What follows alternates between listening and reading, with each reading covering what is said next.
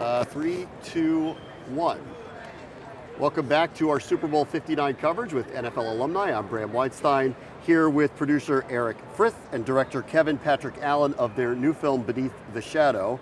It is a tough topic about an NFL legend that I think a lot of people don't know the name of because of the way his life ended. You want to kind of tell the story of Jim Trier? Yeah, absolutely. I mean, you're talking about a guy that was, 6 times first team All-Pro, 9 Pro Bowls, 14 years, left tackle 180 consecutive starts, which is remarkable at left tackle. 3 AFL championships, 1 Super Bowl appearance, and then a Super Bowl championship in Super Bowl IV. I mean, he's got all of the, all of the numbers to just slip into the Hall of Fame on the first ballot. And people forgot about him because 6 years after he retired, he killed his wife and killed himself in the middle of the night with their kids in the house. And people didn't know what to do with that at the time. Maybe Jim was evil and we just, we'd been fooled all his life.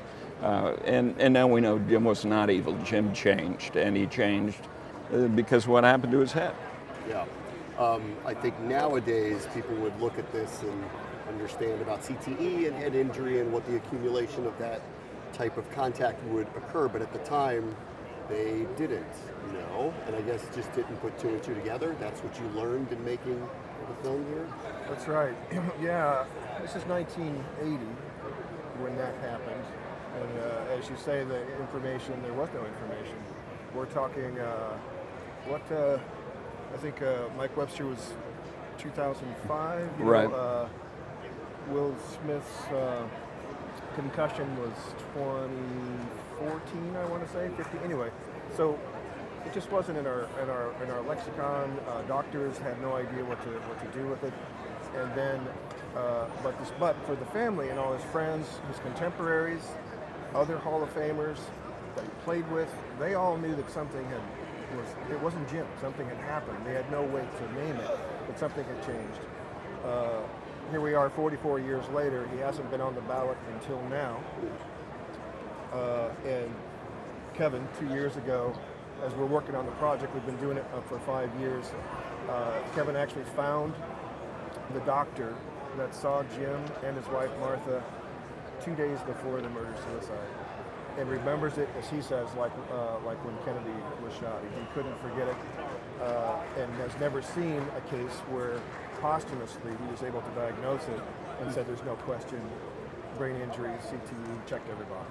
Why did you want to do this story?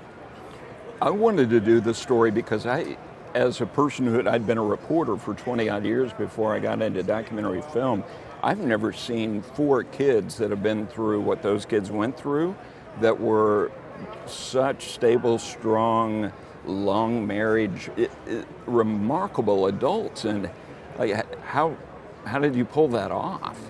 And as I got to know them, you come to see that Jim and Martha Tyre raised these kids right.